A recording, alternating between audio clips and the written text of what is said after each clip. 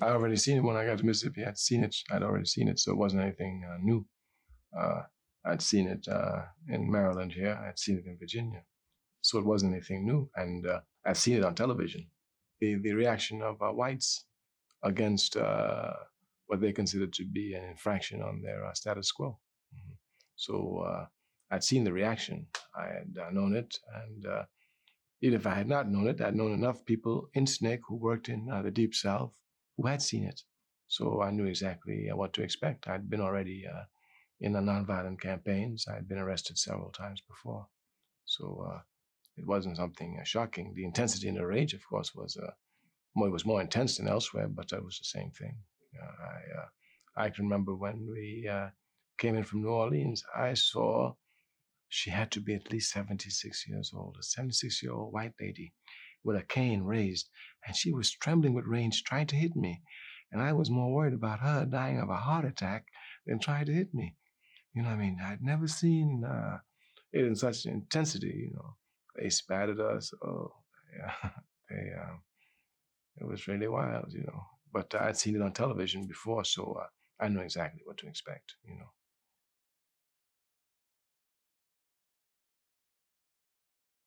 It was the enemy's stronghold.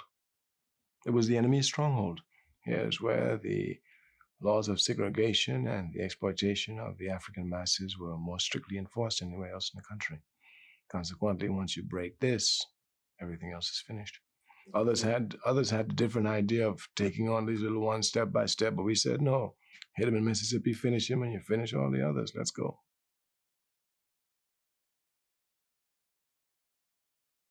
Well, I think, you know, the people could see on their daily lives the relationship of the vote to the political subjugation which they were forced to endure. Uh, since they had no political power, they couldn't get their streets paved. They had nothing to say about the type of school their children went to.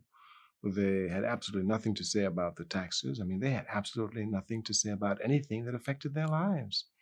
Consequently, they instinctively knew that this fight on the political front would be the fight that would come to better the conditions in which they lived. So instinctively, they could see the necessity of the vote. And everybody who had responsibilities to education, to having their roads paved, etc., while not everybody even cared to go and eat at a white hamburger stand, even if they had the money to.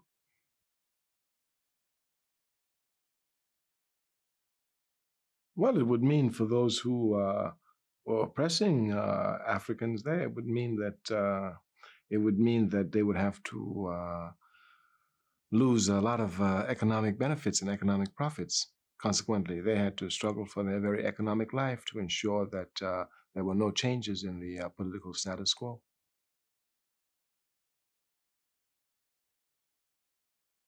Well, if you're talking about here loss of economic profits ill-gotten through a fight on the political front, then you're speaking seriously of a struggle to the death. Of course, anyone knowing at that time just the history of Mississippi knew precisely what you're up against. We had seen Medgar Evers get shot in Mississippi just for encouraging people to vote in cold-blooded, and we saw that when the man who killed him was brought up to the court, he was let scot-free. He walked right out of the court. He wasn't even arrested, as a matter of fact. So it was clear to everybody what was going on. We had seen people's house burned down. We've seen people arrested for no reasons. All of us have been arrested. We've had houses shot at. We had houses burnt down. We were facing nothing less than naked white terrorism. And we properly understood this. If a few years ago, before we went to Mississippi, the picture of Emmett Till was strongly imprinted upon our mind. Emmett Till was a little child, I don't think no more than 13 years old, who whistled at a white girl, and he was killed and thrown in Tallahatchie. And all my life, all I wanted to do was to get into Tallahatchie County, and it was a terrorist county. It took years of work to get into Tallahatchie. They had people so intimidated. I mean, even I had to sneak in there late at night and come back out before the morning. Tallahatchie County. So all of this wasn't, but we came to crack it wide open, and nothing was going to stop us from doing that, no matter what it took, including our lives. That was already decided.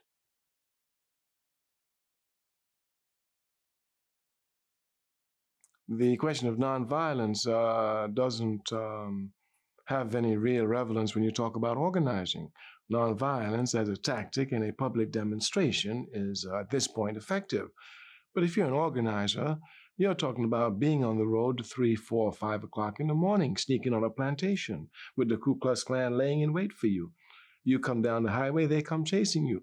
If you stop and be nonviolent, they're going to kill you. If you are dead, we need another worker to come to replace you to carry on the people's struggle. So the logics of this was just incomprehensible.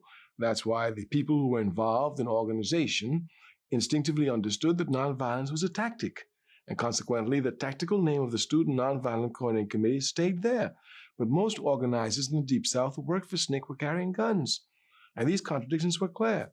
I'm riding along in Mississippi. I'm sent to Cleveland, Mississippi to have a meeting and a discussion and do some work with a man called Amzie Moore, who was with the NAACP. Fine. I get in the car with Mr. Moore, we go. On the way back, I look at some cars and I see they look like they might be following us. And I say to Mr. Moore, I said, these cars might be following us. He said, oh, don't worry about it. I said, they might be seriously following you. He said, don't worry about it. And he reaches under the seat of his car and pulls out a brown paper bag with a gun in it. I feel very safe now. I said, oh, you don't have to worry about anything about it. Just pass it here. You just keep on driving. Don't worry about anything. You know, so the logic of nonviolence is finished here. It's completely finished. Completely finished, yeah. Yeah.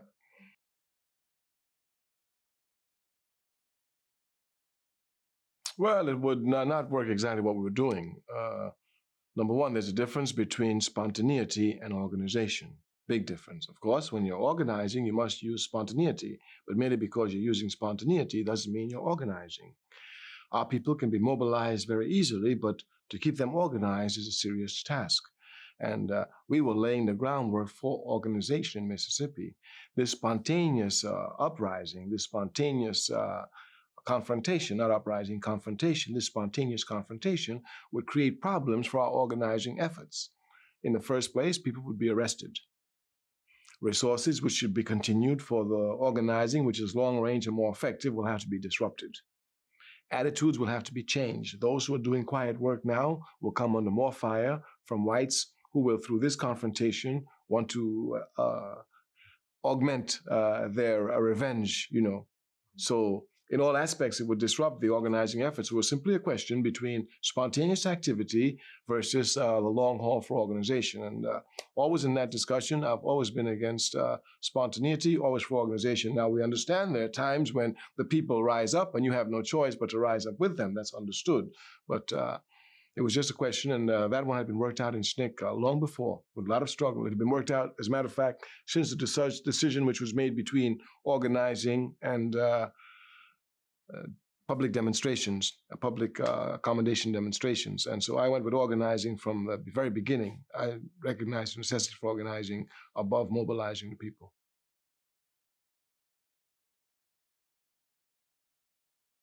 Well, you know, I guess the probably best way you can term it was that inside of SNCC, there were nationalist forces and non-nationalist forces. That would probably be the best way to pose it. Now, SNCC in D.C., the Nonviolent Action Group, they were a strong nationalist base.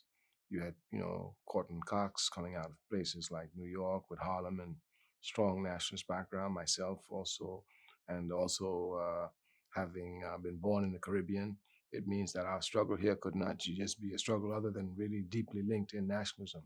So you had strong nationalists. So there was a constant struggle inside of SNCC between the nationalist forces and, for lack of a better term, of course it's a vague term, the non-nationalist forces. And the Summer Project was opposed by the nationalist forces. And all of the problems which we outlined turned out to be absolutely correct. We had said, number one, that doing that would begin to give only a false hope to the people, one, because they would see all these things just for a summer, and once the summer was over, it'd be back to business as usual, and we could not sustain it, one. Secondly, it would push local people into the background completely and totally, and that they would no longer be in control of what would come because it would be too big for their capacities. And then here, you would have this staff, this cadre, which we were developing, they would be retarded in their growth. again, only for the suffering of the people. There are many, many other points, but these are some of the points that we harped on. Of course, we were very strong about the point that we didn't also want a lot of white students to come down because we knew what would happen and the atmosphere would change. And then once again, the African masses in Mississippi would think that they were saved by whites. So there were strong points, not just strategic points and tactical points, but strong ideological points here that really came to struggle. We opposed it completely.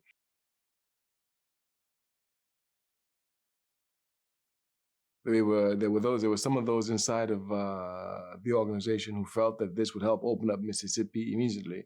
But we were not concerned with opening up Mississippi. We were concerned with the level of organizing power that our people had inside the state of Mississippi.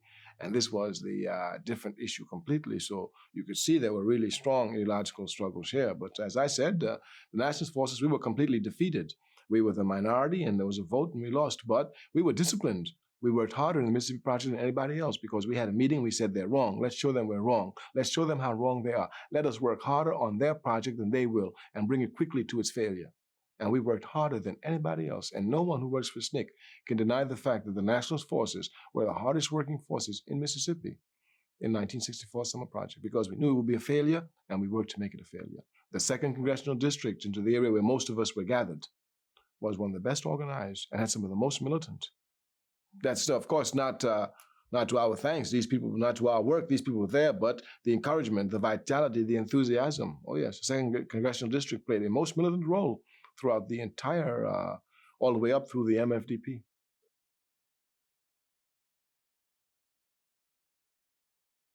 Okay, we worked in the 2nd Congressional District. That's the Delta area. That's flatland. Here your work is to, because here you have your plantation strength. This is where the plantation system took its real roots. So here you're still talking about a legacy of a plantation system, a big white house with the shacks and what they call sharecropping, for all practical purposes, slavery, because these peasants, Abraham Lincoln freed them, and he freed them without money. So the day he freed them, they were in debt, and they stayed in debt until the 1960s. So that means you had families who had lived on this plantation for a long time, or if not, were traded off by another white man, just like in slavery, because they were in debt. Because the minute they were freed, they came out of freedom, where could they go? They didn't have no money. So if they stayed on the plantation, the boss man said, okay, you can stay, but from now on, you're free. You ain't got no food. You ain't got no rent.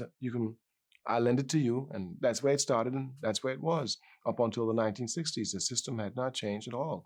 We went straight from freedom into debt. I mean, we were slaves and we didn't need money and we went into debt. We never even had money, never even touched our hands. And we were dead in debt. So you could understand the situation. You would have a plantation here with about houses with all these plantations, and you would have to go on the plantation and still have the system with the boss man. That is the slave driver, the overseer. He was still there and he always had his gun on the truck. And of course, it's a capitalist country. So if you trespass on private property, you can be killed. So you've already got legal grounds to be killed. And in addition to this, you are what they consider to be a communist agitator, whom they want to kill anyway. So you're inviting death on legal grounds. So you can imagine that the use of white students here would be most impractical. You couldn't send them on a plantation together. What would an integration people be doing in a plantation? And this, you could only send groups here that were not integrated. You just have to send all African groups here. They would have to go onto the plantation system. The integrated groups couldn't do it. In our district, in the towns of Greenwood and Greenville, Greenwood because of hard work, and also Greenville because of hard work, plus a different type of atmosphere which they were trying to create in the state of Mississippi, we could use whites and did use them inside of our district. Now, we must point out that there was a struggle inside of SNCC, as we said, about bringing down the white students. And we ourselves were in the corner of the nationalists against it. But we were clear that this contradiction which existed in SNCC should not go outside of SNCC because we had a bigger enemy than we did inside of SNCC, these white terrorists. And if we were divided, these white terrorists would be advancing their cause to our peril. So we understood that this contradiction which we had must be remained inside the organization. So most white students who came and worked with our district could never say that they were treated hostile, or as if many of them didn't even know what occurred inside the discussion until after they had served and read about it in party files, et cetera, et cetera. Even those who worked in the 2nd in Greenwood, Bob Zellner, who was white, was head of the project there. and others played roles in Greenville, etc., etc.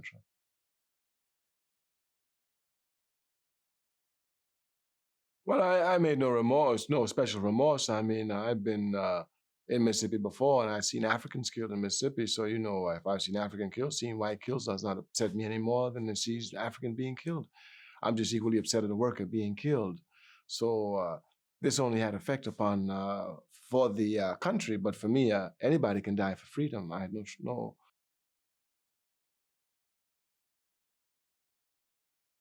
It meant death. There was no question. It meant death. Working in the struggle meant death. There was no question here. Everybody knew that. It meant death. All you have to do is glance at the history of Mississippi. It meant absolutely death. I said there was nothing but naked terrorism working here, nothing but that. It meant constant harassment by the police forces and by the forces of naked terrorism, the Ku Klux Klan and the White Citizens Council. And sometimes, and all times, both were working together, just different tactics at different times, but all used any tactic, anytime. A policeman can shoot you just as quickly as a Ku Klux Klansman could. So there was no question here. This was naked terrorism. You were what, 22 years old by then? No. Oh, 20 years old? Yeah, I could be facing. When I first started facing, I was about 19. Well, it's all right. You go to war, you face the same thing.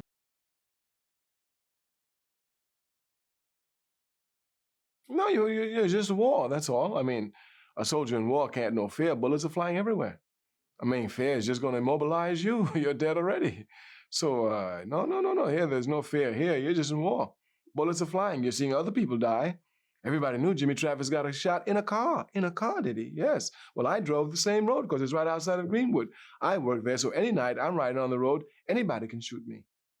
So there's no fear here. I just have to learn to drive effectively so that when they chase me, I'll be able to dodge them and they will have run into a truck or run into a ditch or leave them in the smoke. There was no fear here. It was just clever response, survival instincts at its best.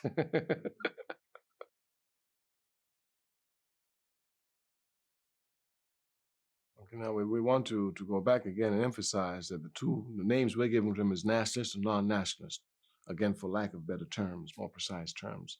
And even, I guess at this time, if you're talking about this time, this would probably be the terms given at this time, too.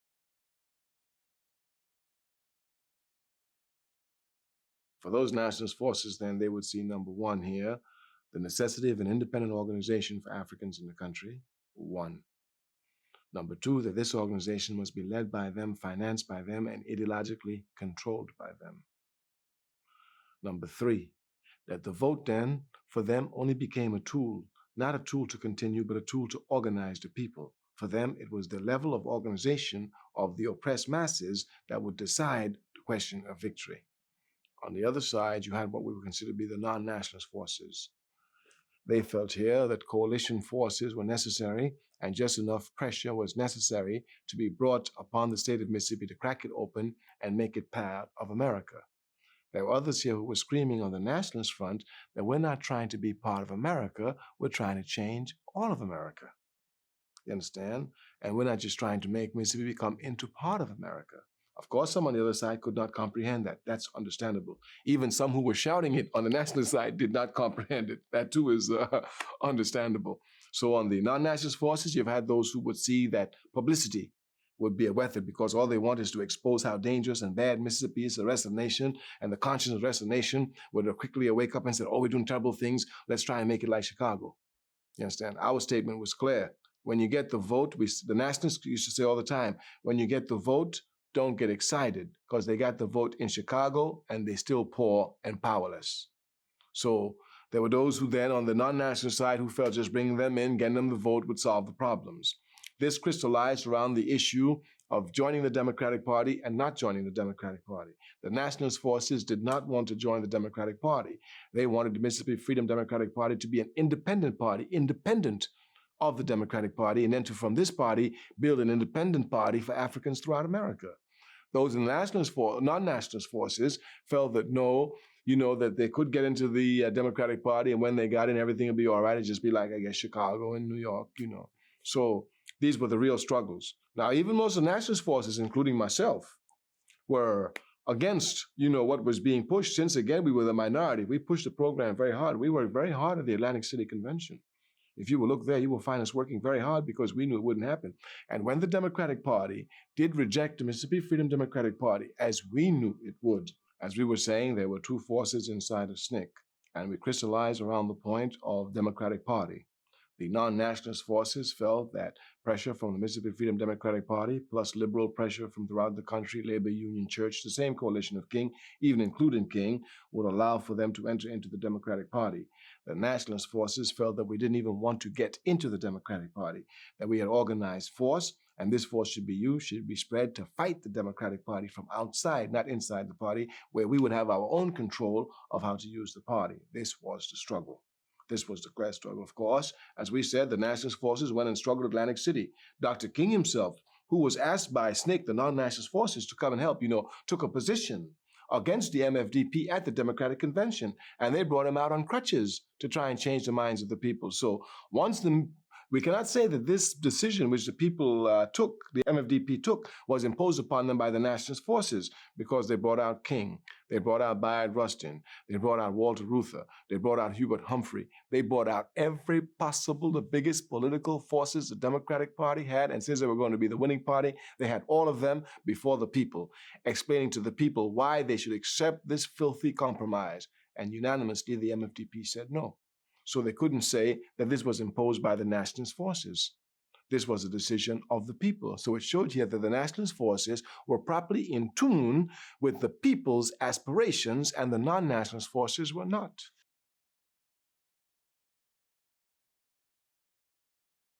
Again, we see through SNCC as two different goals. For the nationalist forces, the goal was the organization of the people, that organization which was built, the Mississippi Freedom Democratic Party, which belonged to the people, which they controlled, and which was a militant organization, which was uncompromising. And it had a network of poor people in it, so it really was a poor people's party and a really strong party. So for the non-nationalist forces, this was what we wanted. This was the goal. Now we wanted to broaden this goal throughout the country. That's what the nationalist forces. So for them, the MFDP, the challenge and all that, was nothing other than a tactic to help make a strong party. For the non-nationalist forces, the Mississippi Freedom Democratic Party represented a solution. Number one, they assumed that the Mississippi Freedom Democratic Party would be seated inside the Democratic Party, and perhaps allow maybe Mrs. Hamer or Mr. Aaron Henry to run and become a senator or a congressman from the state of Mississippi.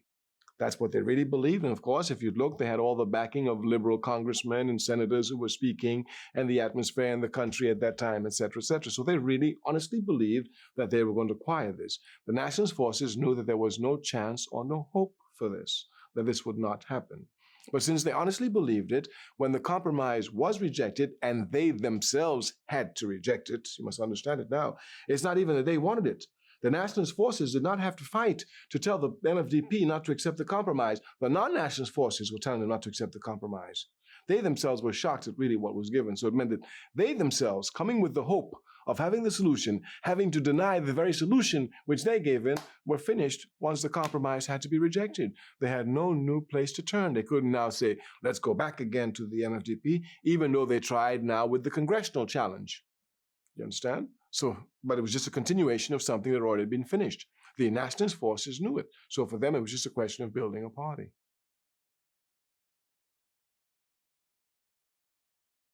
In the end, it meant the only program that SNCC had was, in fact, the independent political party. Once the Mississippi Freedom Democratic Party compromise was rejected by the MFDP, the non-nationalist forces had no further solution. It was only the nationalist forces that had the solution, an independent political party.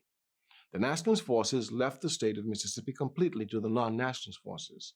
Here, of course, their only alternative to the people was to join the Democratic Party, work with the poverty program, and try to or just leave the state themselves.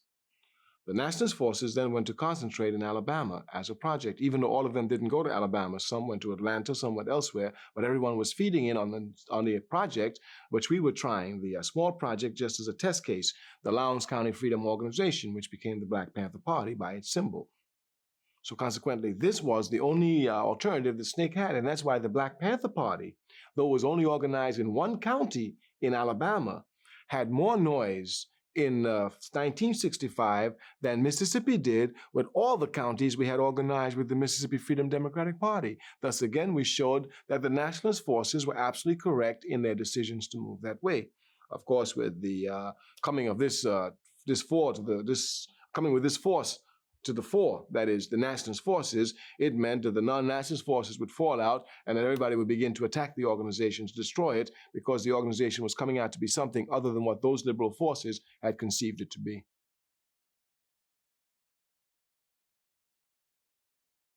Actually, what you were seeing in '64 was the question of what should be the relationship to our people, to the Democratic Party, and to the political structure in America in general.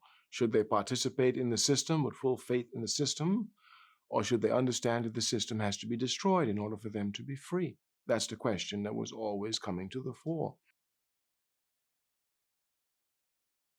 After the Mississippi Challenge in Atlantic City, we come back to Mississippi. As we were saying, SNCC was in fact Mississippi, even though it had other projects outside of Mississippi, in Arkansas, in Maryland, in Southwest Georgia, et cetera, even Atlanta, Georgia. But SNCC was Mississippi. Whatever Mississippi SNCC decided. The Waveland Conference then becomes the most important conference at this time for SNCC. Is at this Waveland Conference that decision is made for those who do no longer want to work within the Mississippi Freedom Democratic Party, heading in the Democratic Party, to find another area of work and demonstrate their alternative project. Here, many of us who were in positions, myself, for example, resigned from the Mississippi staff and went to work for the Alabama staff to put the idea of independent party inside of Alabama Black Belt. Of course, SNCC had been working in projects in Alabama for years. Even while Mississippi SNCC was going on, Alabama SNCC was going on for years. The Southern Christian Leadership Conference, which used mobilization as its technique and method and not organization, would come into conflict with SNCC. The same conflict we spoke about in Mississippi that we just discussed there when they tried to have the demonstrations and I was against it is the same thing. The method of SCLC was to come through to a town that was suffering under oppression, rabble-rouse the town, agitate the town, bring out the town, bring the town together in mobilized activity to hit against levels of injustice. Here, of course, Dr. Martin Luther King, being one of the greatest mobilizers, played a crucial role. And so once you knew that Dr. King was coming to a town, that was it. That town was going to turn out. There was no question here. Well, you can understand some of the problems that SNCC would have. At this point, SNCC is becoming strong, known as an independent organization.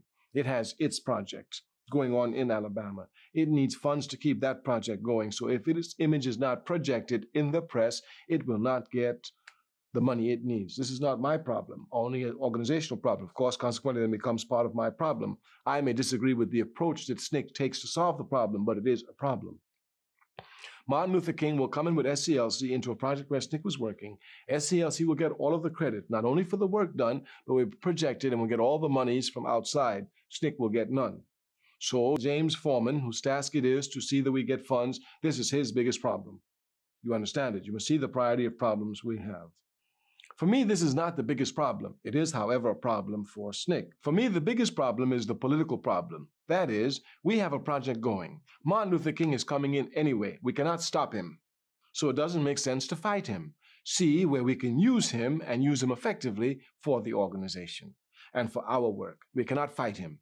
He's too powerful in the press. We cannot fight him. He's too well respected. We cannot fight him. When decisions are to be made, if he makes a decision, if we go against it, that decision will come anyway. These are just political realities.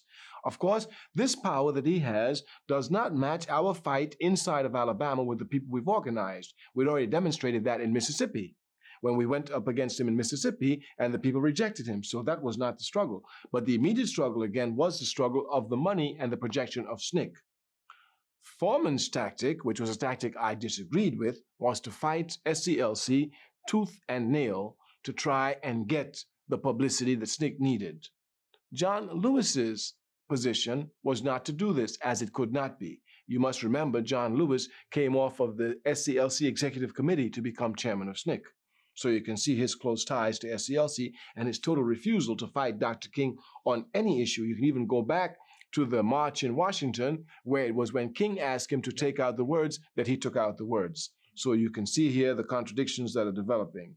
For us who decided that what we wanted to do was to organize an independent political party, since the march was going from Selma to Montgomery, and the only county between Selma and Montgomery was Lowndes County, this would work for us perfectly. King would mobilize forces in Lowndes County because we had very few contacts. Lowndes County had a population of close to 85% African, with not one registered voter.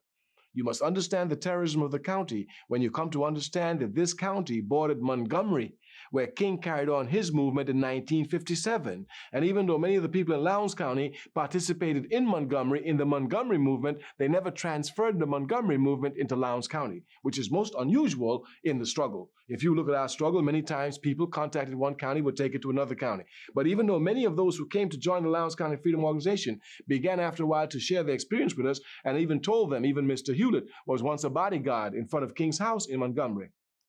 So you can see, what we did was, as King marched through there with all the enthusiasm, we collected this enthusiasm and built the Lowndes County Freedom Organization. So the Black Panther Party was built off of the mobilization that King sprout out inside of Lowndes County, and he did us a perfect job. That's why Lowndes County was able to organize itself within 1 year and a half and cause all the contradictions it caused around the country. Okay, the march itself, I wasn't very enthusiastic about, clearly. So here, I was in total harmony with SNCC people. We were against the march. I, too, was against it. But again, I said it was a fait accompli. We couldn't stop it. King was going to have it, and there was no way to stop it. So all you had to do now is make a positive out of a negative. Consequently, I marched along with the marchers, but I wasn't considering myself part of the march. And what I did was, when it entered Lowndes County, I would seek out all the people from Lowndes County who came to the march. I would get them, write down their names, record it, their addresses, and tell them, listen, we're going to stay in Lowndes County. We're not just going to pass through. And they'd be excited to hear that. So while, and as I said, most of the march stayed in Lowndes County because Lowndes County is the only county between there and Montgomery County.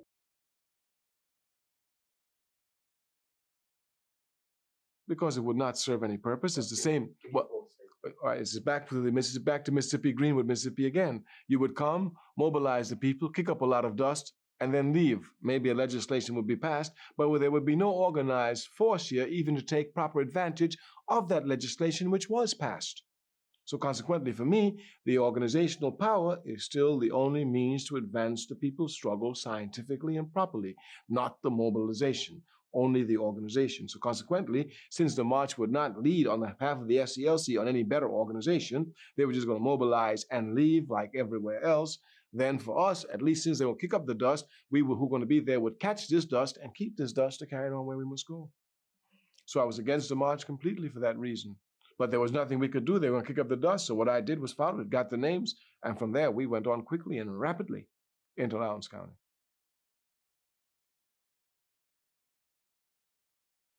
Well, it's understood it's the same thing that goes all the way back again to the 64 Summer Project, that when Schwerner and Goodman got killed, everybody forgot about Cheney.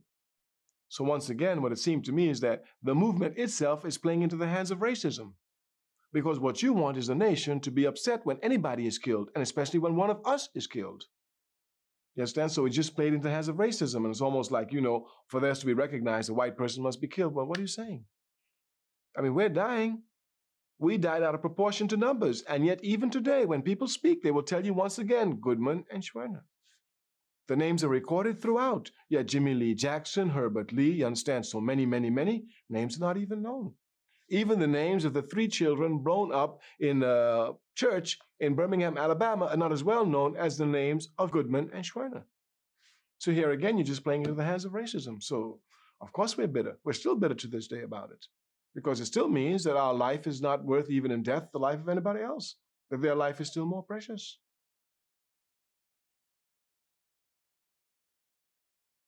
It was clear hypocrisy, clearly. And not only that, it was, for us, the nationalist forces, clear the failure of the non-nationalist forces. That is exactly what they wanted. But freedom is not enough. You do not wipe away the scars of centuries by saying now, you are free to go where you want and do as you desire and choose the leaders you please. You do not take a person who for years has been hobbled by chains and liberating. Thus, it is not enough just to open the gates of opportunity. All our citizens must have the ability to walk through those gates. The hypocrisy of Johnson. Johnson's total hypocrisy. Johnson didn't want to do any of those things. He was forced to do all of it. And then having to do it, he did the least he could do and tried to make believe as if he was really doing something. So his singing "We Shall Overcome" in hypocrisy was, most people in SNCC were not happy. Now, the non-nationalist forces, some and other organizations were happy, but most people in SNCC were not at all happy and saw the statement for the hypocritical statement that it was, especially since SNCC had already faced Johnson in the Mississippi Freedom Democratic Party challenge. We had faced him, so we knew what he was. So when he now, who faced us and threw us filth after people had shed their blood to have full participation in the Democratic Party, would come back and sing "We Shall Overcome," you know, we felt like vomiting. And we were younger then too, you know. The Vietnam conflict for the Student Nonviolent Calling Committee and its militant position was decided long before they gave to the peace movement the slogan, "Hell no, we won't go." This decision started as a result of a racist congressman in areas where SNCC workers were working, trying to get us drafted. So you can understand how the struggle started long before Vietnam. For example, Eastland would find out that I was working in his district, and maybe that I was born in New York, or my draft was in New York, and consequently he would send a note to my draft board to draft me. So even from the time we were young, before the struggle started, we had to resist the draft in order to keep on fighting in the struggle. Well, obviously, it would be difficult for them to convince me, who was getting shot at in Mississippi for getting the right to vote, to go to Vietnam and shoot somebody to give somebody else the right to vote. Obviously, the logic here was too clear. We had no choice but to resist the draft, and not only to resist it, but to continue the struggle. So we had two objectives. The first objective, actually, was to continue the struggle while resisting the draft. So even before resisting the draft became a thing inside of SNCC, it started. Since 62, 63, we've been in this struggle. So once the Vietnam War was building, and obviously we had no intentions of going to fight to give the vote to anybody since we couldn't vote in Mississippi. You understand, there was no question here. This was already decided long before the militant aspect of, as we said, "Hell no, we won't go." And even if you will look, you will see that the peace movement itself, which SNCC was aligned to, had the slogan not of "Hell no, we won't go." They didn't want draft resistance. They wanted peace inside. They just wanted America to stop the war. You know, that's what they wanted. But it was SNCC that wanted destruction of the draft. And the reason why we saw the reasons because they attacked us, and we began to see the draft, in fact, here as a political weapon against our struggle. So we had to go to destroy the draft. And throughout the struggle, you will see the militancy of SNCC. Wherever people speak for SNCC, they'll be going against the draft. As a matter of fact, some of the first arrests and some of the longest arrests SNCC faced, as a matter of fact, were around this draft with the Bob Stone and those others in Atlanta, where we went to destroy. And you will see the fight with Cleve Sellers going to jail. And at this time, they were really attacking us. And by the time we got ready, we said, okay, enough time playing with them. Just tell them, hell no, we won't go. And let's spread it out there. Of course, we were lucky because at this time, the Nation of Islam also had Muhammad Ali, who also was taking the same position. So you had, and of course, we must be clear here, the Nation of Islam had always taken a position against the war in Vietnam, against going into the army. Honorable Elijah Muhammad went to jail in World War II, not because, like Bayard Rustin or others, that he was nonviolent or a pacifist, but because he simply said, I ain't gonna fight in the white man's army, that's all. So their tradition gave a strong boost to SNCC's fight now against the draft. So while they were not an activist group coming out to SNCC would to picket and to make demonstrations, no matter what forms, at least their philosophical backing and their position of all their members not to be drafted was a strong backup to SNCC.